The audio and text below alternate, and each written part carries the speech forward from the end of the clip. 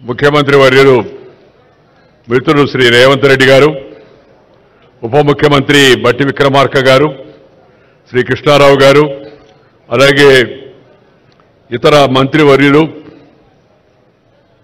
ఈరోజు నాతో పాటు పద్మ విభూషణ్ అందుకున్నట్టు యొక్క మనందరికీ ఇష్టమైన సినిమా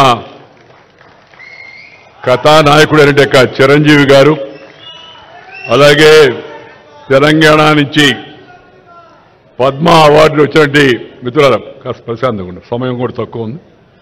పద్మ అవార్డులు వచ్చినట్టు యొక్క పెద్దలు వివిధ రంగాల్లో వాళ్ళ ప్రతిభను గుర్తించి ఈరోజు పద్మ అవార్డు వాళ్ళకు వచ్చింది. నేను ముఖ్యంగా అవార్డులు సన్మానాలు అవి పెద్దగా జీవితంలో తీసుకోను కూడా. కానీ ప్రధానమంత్రి గారు ఈ పద్మ అవార్డు ఈ స్థాయిలో మీకు ఇస్తున్నామని చెప్పిన తర్వాత నేను ఆయన మీద గౌరవంతో కాదనలేకపోయాను. ఒక సామాన్య రైతు కుటుంబంలో పుట్టి 4 కిలోమీటర్లు నడిచి స్కూలుకు వెళ్ళి తెలుగు మీడియంలో చదువుకొని అంచెలంచెలుగా ఆ స్థాయికి వెళ్ళిన నాకు కేంద్ర ప్రభుత్వం ఆ గౌరవాన్ని ఇచ్చింది అవుతుందో దానికి నేను కేంద్ర ప్రభుత్వానికి ధన్యవాదాలు చెప్తున్నా. వినమ్రంగా ఆ అవార్డును స్వీకరిస్తున్నానని చెప్పాను ఆ రోజు. ఈరోజు రాష్ట్ర ముఖ్యమంత్రి శ్రీ రేవంత్ రెడ్డి గారిని నేను అభినందిస్తున్నాను. ఎందుకంటే ఒక మంచి ప్రతిభ ఉన్న వ్యక్తులను గుర్తించి కేంద్రం వాళ్ళకి పద్మ పురస్కారాలు ఇవ్వడం ఒక ఎత్తు అయితే,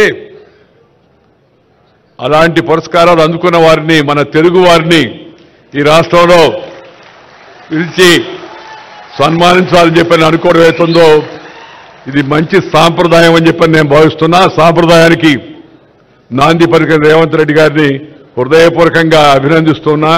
నాకన్నా చిన్నవాడు కాబట్టి ఆశీర్వదిస్తున్నాను. శ్రీ రేవంత్ రెడ్డి నాకు చిన్నప్పటి నుంచి తెలుసు. చైతన్యశీలి, ఉత్సాహవంతుడైన యువకుడు. అలాంటి వారికి రాష్ట్ర ముఖ్యమంత్రిగా అవకాశం వచ్చింది. ఆయన హయాంలో మరిన్ని మంచి పనులు జరగాలని, తెలంగాణ యొక్క సర్వతోముఖ అభివృద్ధికి ఆయన పూర్తిగా కృషి చేస్తారని నమ్మకం నాకుంది. దానికి ప్రజల యొక్క ఆశీస్సులు కూడా ఉంటాయని చెప్పని నేను భావిస్తూ ఉన్నాను. ఈరోజు ఈ పద్మ అవార్డులు ఇచ్చిన వాళ్ళని మీరు గమనించండి. మనం చిన్నప్పటి నుంచి చూస్తూ ఉన్నాం పద్మ అవార్డులు. కానీ ఇలాంటి పరిస్థితి ఇంతకుముందు పెద్దగా రాలా మనకి. పద్మ విభూషణ్ వచ్చిన వాళ్ళ గురించి నేను మాట్లాడడం లేదు. పద్మ అవార్డులు వచ్చిన వాళ్ళు ఎవరుతున్నారో వాళ్ళ గురించి. ఎందుకంటే మట్టిలో మాణిక్యాలను ఆ వాసన పట్టి గుర్తించి బయటకు తీసినట్టుగా ఈ మహానుభావులను, మహా వ్యక్తులను కేంద్ర ప్రభుత్వం నరేంద్ర మోడీ గారు వారికి గుర్తించి పద్మ అవార్డు ఇవ్వడం ఒక కొత్త సాంప్రదాయం. ఏంటంటే రికగ్నైజింగ్ ది అన్రికగ్నైజ్డ్, గుర్తింపు పొందని యొక్క వ్యక్తులకు గుర్తింపునివ్వడం అనే కార్యక్రమం కింద ఈ మంచి సాంప్రదాయాన్ని చేపట్టారు. వారికి కూడా నేను శుభాకాంక్షలు అందజేస్తూ ఉన్నాను. నా తోటి మిత్రుడు, ప్రేమపాత్రుడు శ్రీ చిరంజీవి గారికి పద్మ విభూషణ్ లభించినందుకు నా సరసన నాకు ఎంతో సంతోషంగా ఉంది.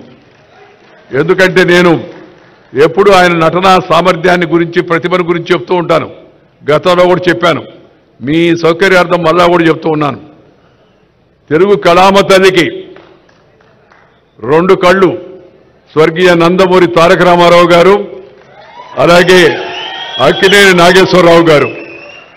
తెలుగు కళామ తల్లికి 2 కళ్ళు స్వర్గీయ నందమూరి తారక రామారావు గారు, అక్కినేని నాగేశ్వరరావు గారు అయితే 3వ కన్ను శ్రీ చిరంజీవి గారు చెప్పిన సందర్భంగా నేను మనం చేస్తాను. ఈ విషయం నేను ఇవాళ చెప్పడం లేదు, ఆయనకు అవార్డు లభించింది కాబట్టి.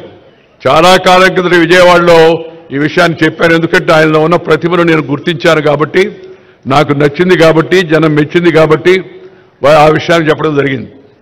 ఎందుకంటే మరి తన నటనా కౌశల్యం ద్వారా ప్రజానికాన్ని రంజింప చేయడం, దానికోసం నిరంతరం శ్రమిస్తూ ఉండడం ఒక ఎత్తు అయితే, ఆ నటనలో కొన్ని ప్రమాణాలు పాటించి అసభ్యతకు, అశ్లీలతకు, హింసకు పెద్దగా తావివ్వకుండా నటన కొనసాగించడం అవుతుందో చిన్న విషయం కాదు. ఆ విషయంలో చిరంజీవి గారిని ఇతరులు కూడా ఆదర్శంగా తీసుకోవాల్సిన అవసరం ఎంతో ఉంది. రెండవది, మన యొక్క ప్రజా జీవనంలో ఉన్న వాళ్ళందరూ భారతీయ సంస్కృతిని పాటించి share and care is the core of Indian philosophy. ఆదికాలం నుంచి, వేదకాలం నుంచి, పుణ్యకాలం నుంచి, పురాణకాలం నుంచి మన పూర్వీకులు అనుభవించి రంగరించి మనకు మేళవించి మనకు అందించిన వారసత్వం అయితే ఉందా భారతీయత.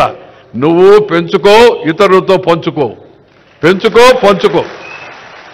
ఈ షేర్ అండ్ కేర్ అనేది మన పెద్దలు మనకు అందించినట్టు పెద్ద గొప్ప నానుడి. దాన్ని వారు జీవితంలో ఆచరిస్తూ పెద్ద నటుడుగా పేరొచ్చినా, రాజకీయాల్లో అవకాశం వచ్చి పైకి వెళ్ళినా, మరి కింద జనానికి, సామాన్య జనానికి మేలు చేయాలనే ఉద్దేశంతో ఆ బ్లడ్ బ్యాంక్ కార్యక్రమాన్ని చేపట్టి దాన్ని కరోనా సమయం ఆ తర్వాత కూడా నిరంతరం కొనసాగించడం అవుతుందో ఇది చాలా చాలా అభినందించిన విషయం అని మీ అందరికీ నేను మనం చేస్తున్నాను.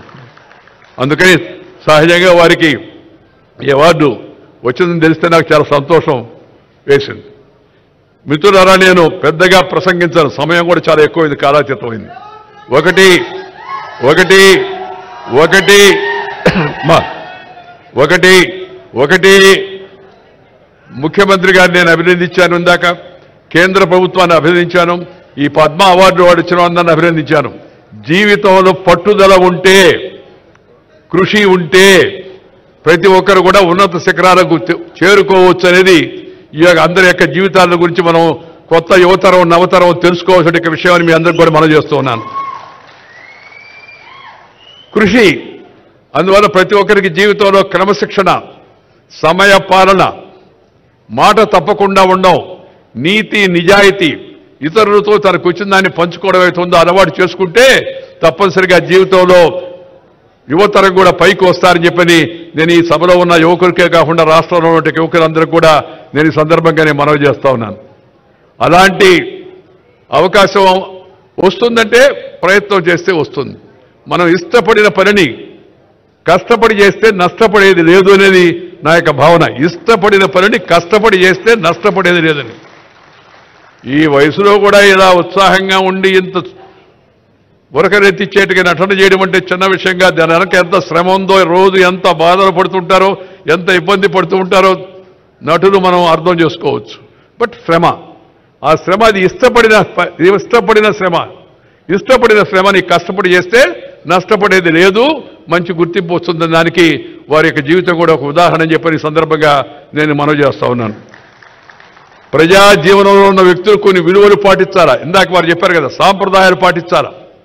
నేను ఈ వేదిక సందర్భంగా అందరికీ కూడా కోరేది ఏంటంటే, జీవితంలో మనకందరికీ అవకాశం రాదు, వచ్చిన అవకాశాన్ని మంచిగా ఉపయోగించి కొన్ని ప్రమాణాలు నెలకొల్పండి, కొన్ని విలువలు కాపాడండి. ఈ మధ్యకాలంలో అసెంబ్లీల్లో, పార్లమెంట్లో వివిధ స్థాయిలో జరుగుతుంటే గలాటాలు ప్రజల్లో చాలా ఆందోళన కలిగిస్తూ ఉన్నాయి. One way it is demoralising the people. Keeping that in mind, one must correct himself and herself. ప్రతి ఒక్కరు కూడా తమ జీవితాన్ని సరిదిద్దుకునే ప్రయత్నం చేయాల్సిన అవసరం ఎంతో ఉంది. అవసరమైన వాళ్ళందరూ ప్రజాప్రతినిధులు అంటే ఆ ఎంపీలు. నేను చైర్మన్గా ఉన్నాను రాజ్యసభకి 5 ఏళ్ల పాటు, అంతకుముందు మంత్రిగా ఉన్నాను పార్లమెంటరీ అఫైర్స్, అలాగే ఇతర మంత్రిత్వ శాఖల్లో ఉన్నాను, చూశాను. ప్రతిపక్షంలో ఉన్నాను, అధికార పక్షంలోకి ఉన్నాను. మనము మన ప్రవర్తన జనమంతా చూస్తూ ఉంటారు, అభినందిస్తూ ఉంటారు. నాకు పాత రోజులు బాగా గుర్తు. నేను యువకుడిగా అసెంబ్లీకి వచ్చినప్పుడు నేను జైపాల్రెడ్డి గారు మాట్లాడుతూ ఉంటే రాష్ట్రంలో ప్రతి ఒక్కరు కూడా సాయంత్రం 6:15 రేడియో పెట్టుకునేవాళ్ళు. అప్పుడు టీవీలు లేవు. విందాము ఏం చెప్పారు వీళ్ళని. నువ్వు కష్టపడితే, మంచిగా జనం కోసం పనిచేస్తే, నీ మంచి ప్రవర్తన బాగుంటే జనం దాన్ని ఆదరిస్తారు. అందుకు నేను సొంతంగా అనుభవం చెప్పాను. ఆ రాజకీయాన్ని ఇప్పుడు నేను ఇక్కడ చెప్పదలుచుకోలేదు. కానీ ఒక విషయం గమనించాలి. ఇప్పుడు ఇవాళ రాజకీయాల్లో ప్రమాణాలు తగ్గిపోతున్నాయి, జనానికి ఆందోళనగా ఉంది. శాసనసభలో, పార్లమెంట్లో ప్రమాణాలు తగ్గిపోతున్నాయి, ప్రజల యొక్క ప్రజా జీవనంలో ప్రమాణాలు తగ్గిపోతున్నాయి.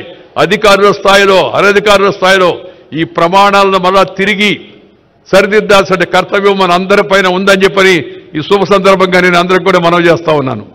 ఆ మధ్య కొందరు అడిగారు ఒక మీటింగ్లో నన్ను, సోదరీమణులు, సార్ భలే భయంకరంగా ఉంది సార్ పరిస్థితి, ఏముందమ్మా అంటే, అది వినాలంటేనే మీరు టీవీ పెడితే, రేడియో పెడితే చూద్దామంటే అది పెడితే ఆ మాటలు బూతులు మాట్లాడుతూ ఉన్నారు సార్ ఎమ్మెల్యేలు అని చెప్పని. నేను చెప్పానమ్మా దానికి సమాధానం మీ చేతిలో ఉందని. మా చేతిలో ఎట్లుంటుంది సార్, వాడు జోలికిపోతే మమ్మల్ని ఏమైనా చేయరా అన్నారు. ఏం లేదమ్మా, మీ చేతిలోనే ఉంది. ఈ బూతులు మాట్లాడే వాళ్ళకి పోలింగ్ బూత్లోనే సమాధానం చెప్పండి అని చెప్పాను. వాళ్ళకి ముందు అర్థం కాల, ఏందా బూతులు మాడేవాడికి బూత్లో సమాధానం చెప్పండి అడిగినాని. పోలింగ్ బూత్లో లోపలికి వెళ్ళి గుడ్డ ముసుగేసి ఉంటుంది, లోపల బటన్ నొక్కితే ఫినిష్ అయిపోద్ది కార్యక్రమం. ప్రజాస్వామ్యంలో ప్రజలు రుజువర్తన లేని వారిని, నీతి నిజాయితీ లేని వారిని, ఇతర విషయాలపై ఆధారపడి జనాన్ని రెచ్చగొట్టి గెలిచే వాళ్ళని తగిన గుణపాఠం వాళ్ళకి చెప్పాల్సిన అవసరం ఉంది. సమయం ఆసన్నమైంది. ప్రజలు మంచిగా ఉండేటికి ఎన్నుకులను కానీ ఎన్నుకుంటే ప్రజలకు కూడా మంచి జరుగుతుంది. కులం పేరుతో, మతం పేరుతో, వర్గం పేరుతో, వర్ణం పేరుతో, జిల్లా పేరుతో, భాష పేరుతో జనాన్ని చీల్చే ప్రయత్నాలు చేయకూడదు. అందుకని నేను ఎప్పుడు ఒక మాట చెప్తుంటాను, ఆ మాట చెప్పి ముగిస్తాను. Character, calibre, capacity and conduct ఉన్న వ్యక్తులను ఎన్నుకోవాలా. 4 Cలు character, calibre, capacity and conduct ఉన్న వ్యక్తులను ఎన్నుకోవాలా. రాజకీయంలోనే కాదు, ఏ రంగంలోనైనా సరే అలాంటి వాళ్ళని ప్రోత్సహించాలా. కానీ కొంతమంది నాయకులు కొత్తగా కనిపెట్టారు 4 Cలు. ఆ సీలు కష్టం కదా, అందుకని దాని ప్లేస్లో కొత్త సీలు కనిపెట్టారు. ఏందయ్యా కొత్త సీల్ అంటే? Caste, community, cash, criminality. ఆ సీలు బదులు ఈ సీలు. కానీ నేను వాళ్ళకి కూడా చెప్పదలుచుకున్నది, తాత్కాలికంగా ఒకసారి ఉపయోగపడవచ్చేమో, కానీ ఎల్లకాలం అది మనం రక్షించదు. కాబట్టి అందరూ కూడా ఆ లక్షణాలను వాటిని దూరంగా పెట్టి మంచి ధనంతో మంచిగా ప్రజలకు మేలు చేసే ప్రయత్నం ప్రజాప్రతినిధులు చేయాలని సందర్భంగా మనవి చేస్తూ, ప్రతిభ ఉంటే పురస్కారం లభిస్తుంది, దానంతటదే, దాని గురించి ఆలోచించాల్సిన అవసరం లేదని చెప్పని మరొకసారి చెప్తూ, తెలంగాణ ప్రభుత్వానికి నేను అభినందనలు తెలియజేస్తూ, మరి నాకు రేవంత్ రెడ్డి గారు చెప్తే నేను చెప్పానయ్యా, మామూలుగా నేను సన్మానాలు పెద్దగా అంగీకరిస్తాను, దట్టు ఈ అవార్డు వచ్చిన సందర్భంగా అంటే, లేదు సార్ ప్రభుత్వం తరఫున మా తెలుగువాడిగా మీకు ఈ అవార్డు వచ్చినందుకు మేము ప్రభుత్వం తరఫున సన్మానిస్తామని చెప్పారు. అందుకే నేను వెంటనే అంగీకరించాను. ఇవాళ ఈ కార్యక్రమంలో పాల్గొంటున్నాను. మీ అందరి యొక్క అభిమానానికి హృదయపూర్వకమైన ధన్యవాదాలు తెలియజేస్తూ మీ దగ్గర సెలవు తీసుకుని నమస్కారం. జై హింద్.